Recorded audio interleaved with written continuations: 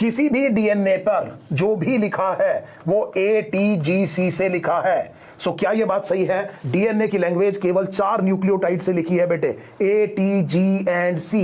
जल्दी बोलिए बेटे हाँ या नहीं।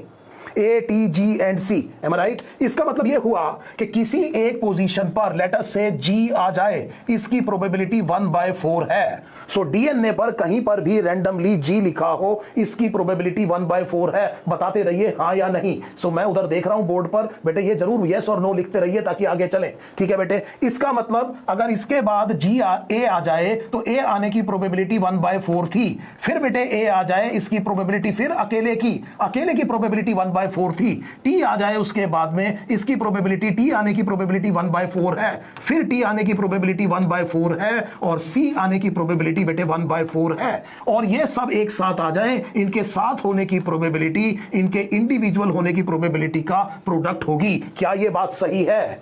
बताइए बेटे।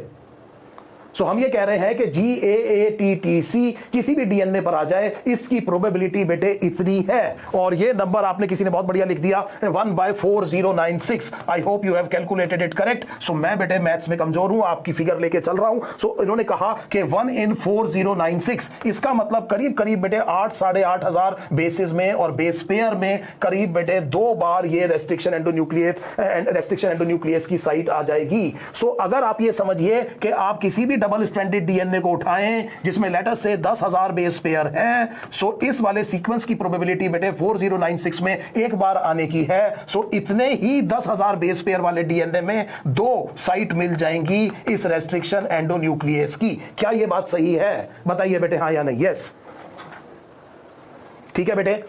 अब इसका मतलब यह हुआ कि ई कोलाई जो खुद बनाता है बेटे इको R1, उसका जो डीएनए है वो न्यूक्लियोइड एक जगह पर पड़ा हुआ है, डबल स्ट्रैंडेड है, ATGC से ही लिखा है। तो यह तय है कि उसके अपने डीएनए पर अपने ही रेस्ट्रिक्शन एंडोन्यूक्लियस की हंड्रेड्स ऑफ रिकॉग्निशन सीक्वेंस होगी। सो क्योंकि ये मिलियंस ऑफ बेस पेयर से लिखा है बेटे, हम तो ये कह रहे हैं कि 10,000 में 2 बार आ जाएगी। ये तो मिलियंस ऑफ बेस पेयर है बेटे, किसमें?